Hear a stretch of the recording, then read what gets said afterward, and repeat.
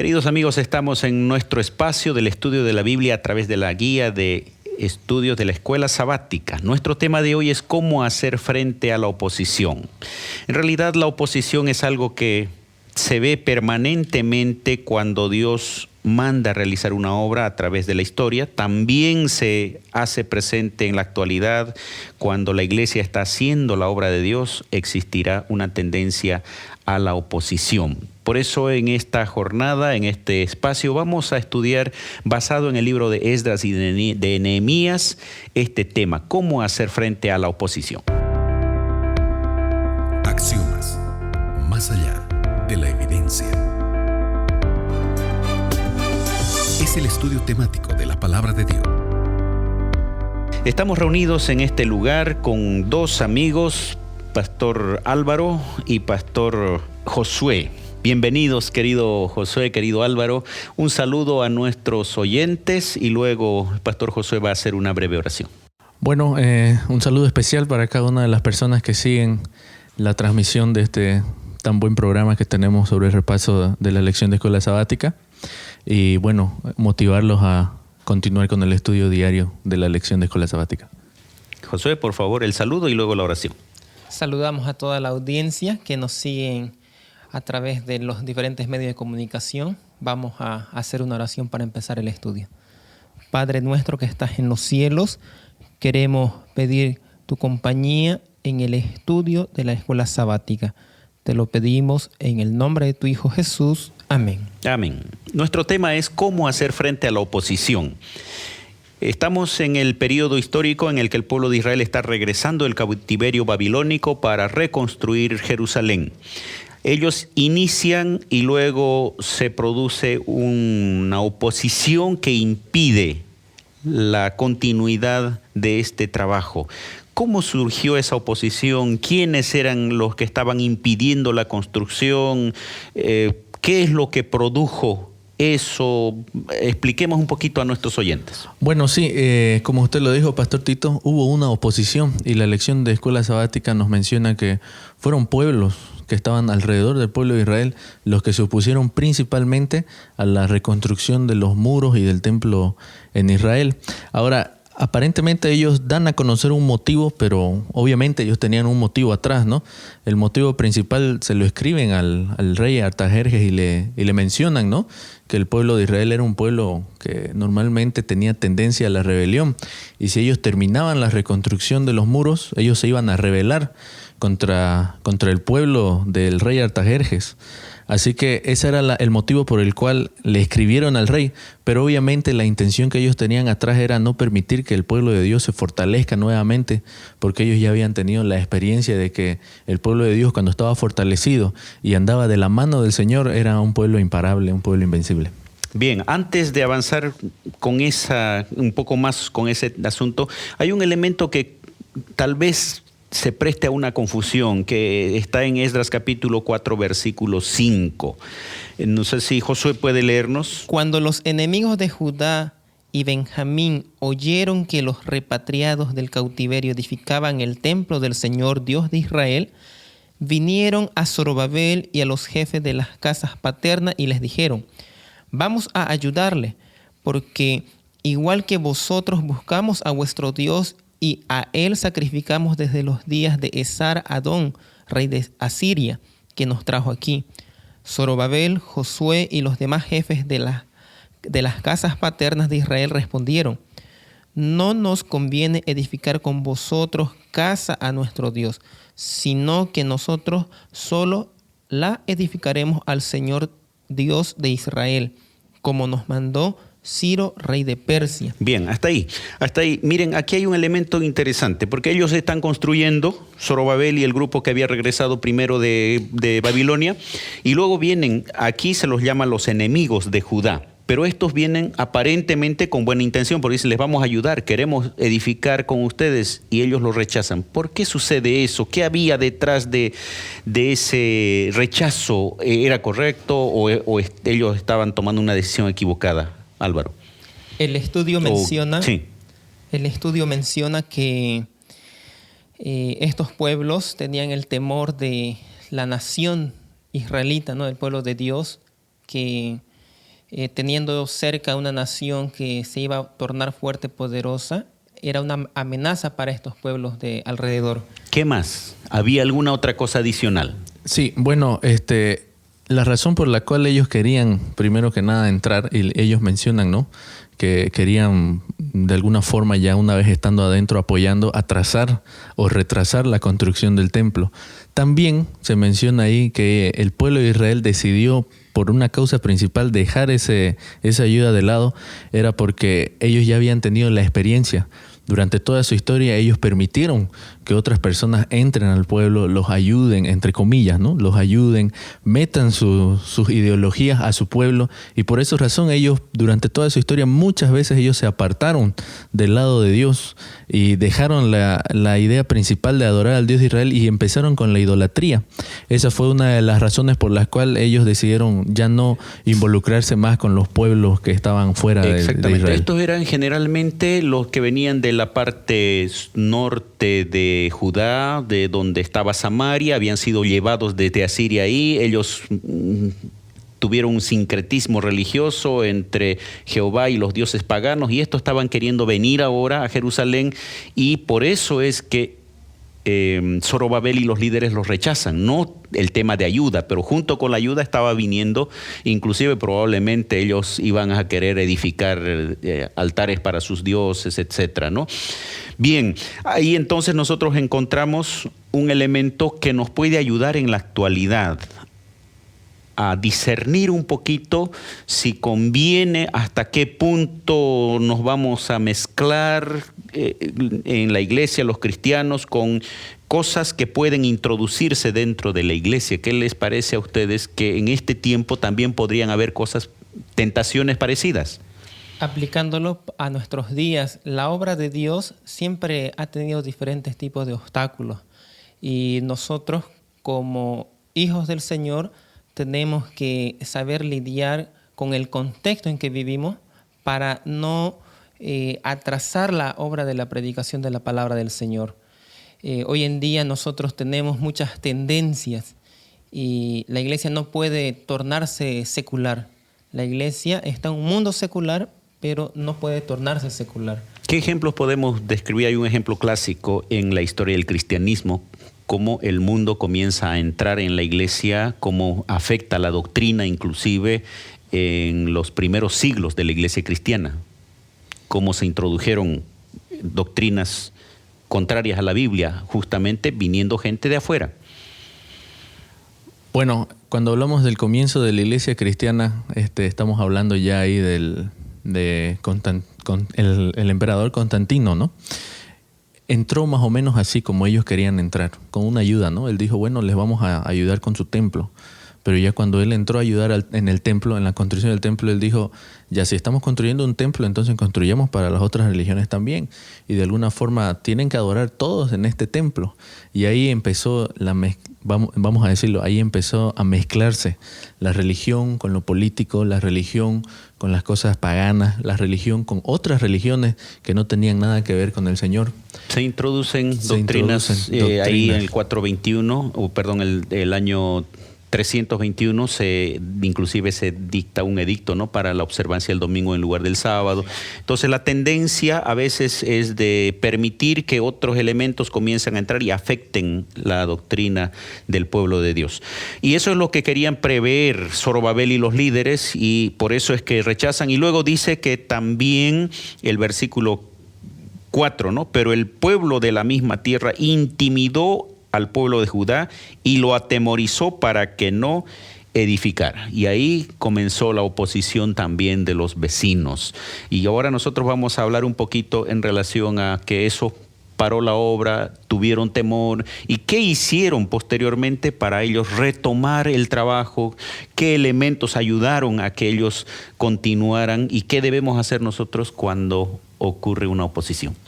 Bueno, una vez se para la obra, el rey Artajerjes envía una carta para decir, bueno, hasta aquí nomás, se para la obra, envía soldados también y se torna violento, ¿no? Ahora, una vez continúa la obra, hay un trabajo que hacen los profetas, ¿no? La lección lo menciona. El profeta Ageo y el profeta Zacarías, ¿no? ¿Qué era lo que pasó? Como se paró la obra, el pueblo empezó a tener dudas y empezó a decirse ellos mismos, ¿será que estamos haciendo realmente la obra de Dios? ¿Será que es Dios quien nos puso en este lugar? ¿Será que era la voluntad de Dios estar aquí? Esas preguntas pueden surgir cuando atravesamos dificultades, cuando estamos haciendo algún trabajo. Cuando se presenta la oposición, ¿no? Alguna oposición, dificultades, pruebas. Vamos a volver enseguida para continuar con este tema y lo vamos a avanzar en relación a cómo saber si aquello que estamos haciendo es la voluntad de Dios. Ya retornamos con Axiomas. Estamos de nuevo, queridos amigos, con nuestro estudio. ¿Qué hacer cuando surge la oposición? Leímos el versículo de Esdras capítulo 4, versículo 4, dice: pero el pueblo de la tierra intimidó al pueblo de Judá y lo atemorizó para que no edificara. El capítulo 4, versículo 24 dice: entonces cesó la obra de la casa de Dios que estaba en Jerusalén y quedó suspendida hasta el año segundo del reinado de Darío, rey de Persia. ¿Cómo reactivaron la obra? ¿Qué es lo que sucedió para que volvieran a continuar trabajando?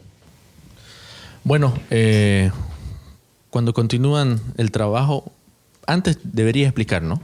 Que cuando se suscita esta oposición y cuando se para la obra, se generan unas dudas en el corazón de los israelitas, ¿no? Como cualquiera, cuando empieza la oposición, se empiezan a preguntar si realmente era la voluntad de Dios realizar esa obra.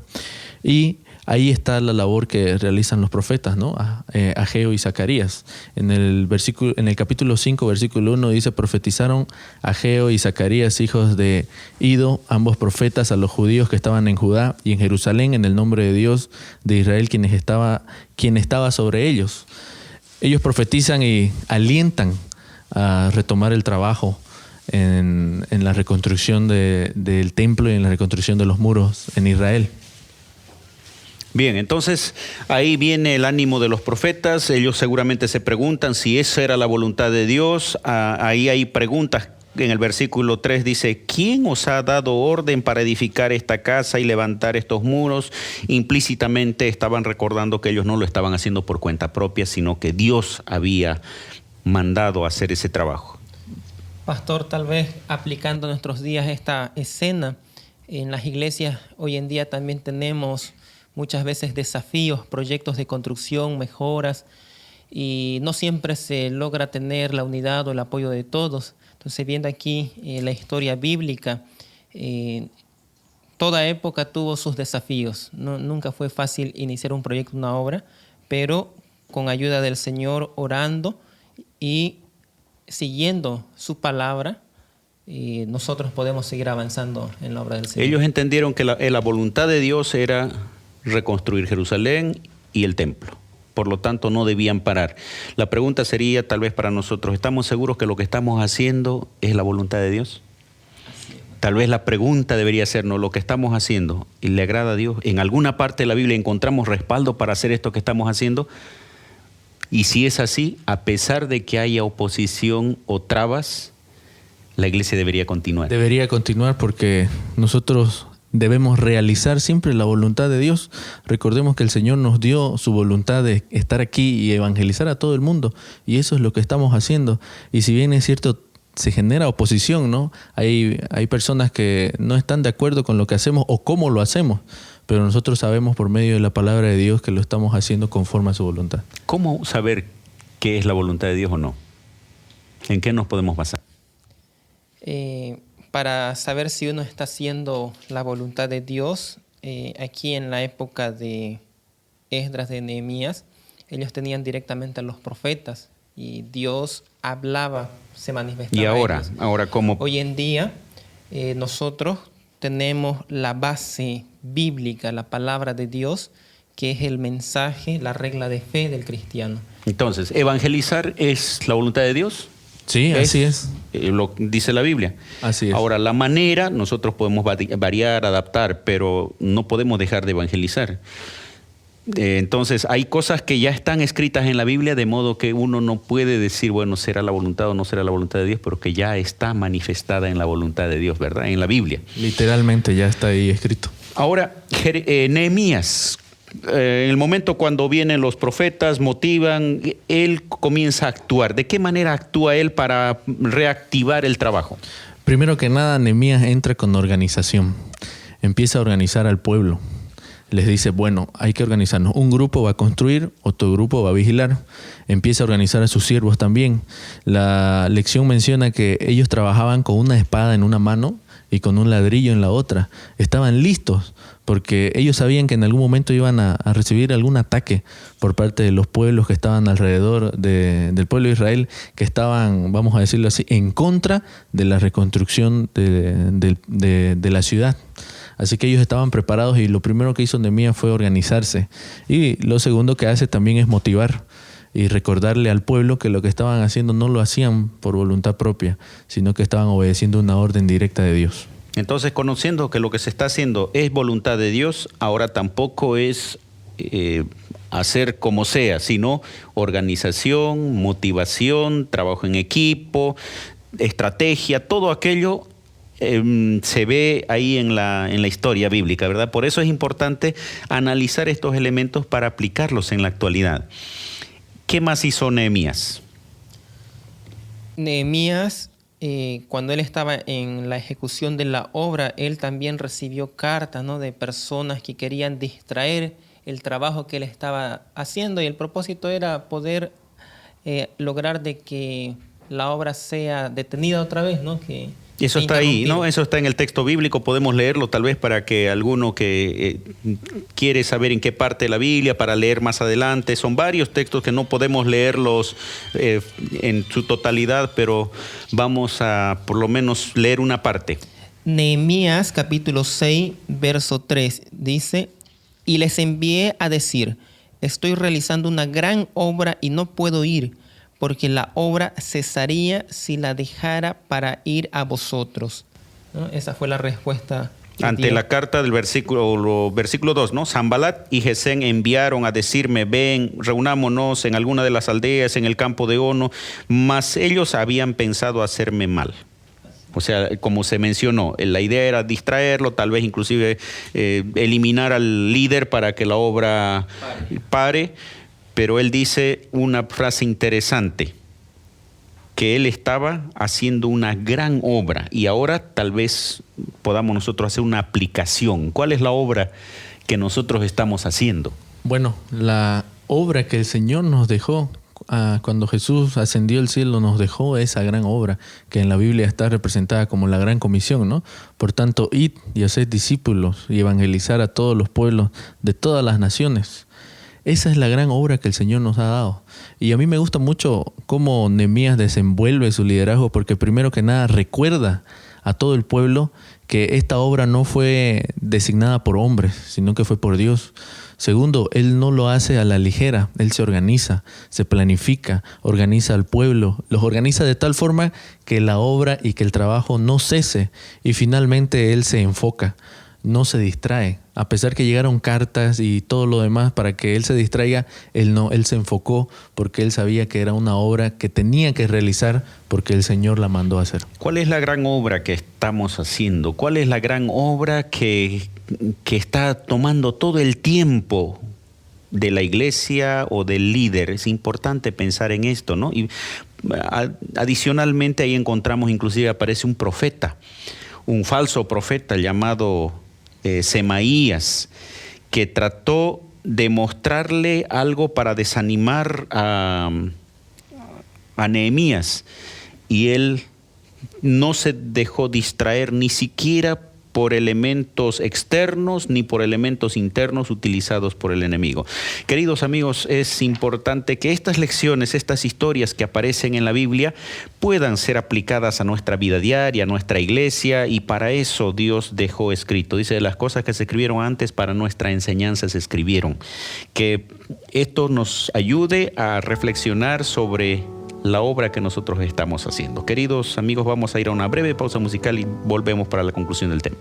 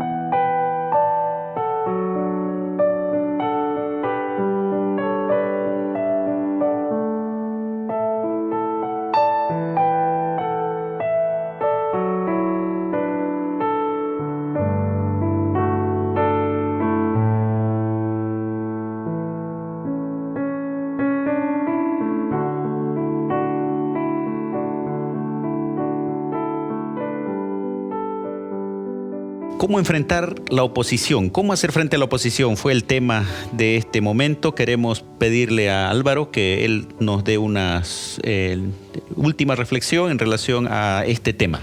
Bueno, pastor, a mí me gusta mucho que Nehemías enfrentó la oposición de la mano del Señor, y en Nehemías capítulo 4 versículo 20 dice: en el lugar donde oyereis el sonido de la trompeta, reuníos allí con vosotros, nuestro Dios peleará por nosotros. La idea principal es de que el Señor va a pelear junto a nosotros. Si la obra que nosotros estamos realizando es realmente la obra de Dios, el Señor va a estar de nuestro lado, nos va a guiar, nos va a dar fuerza para enfrentar la oposición. Josué. Los cristianos hoy en día son probados no solo por medio de la ira, el desprecio y la crueldad de sus enemigos, sino también por medio de la indolencia, la inconsecuencia, la tibieza y la traición de quienes se dicen sus amigos y ayudadores. Nosotros tenemos que enfrentar la oposición y el desaliento, pastor. Históricamente la obra de Dios ha tenido oposición. También la iglesia actual tendrá oposición porque hay el poder del mal que no quiere que se realice la obra de Dios. Puede ser que en tu iglesia enfrentes estos desafíos, esta oposición. Puede ser que en tu vida diaria también enfrentes oposición. Como se mencionó anteriormente, confía en que Dios está al frente, Dios está al medio, Dios está atrás para apoyarte en ese desafío si lo que estás haciendo es la voluntad de Dios. Que el Señor te acompañe, te bendiga en este día especial.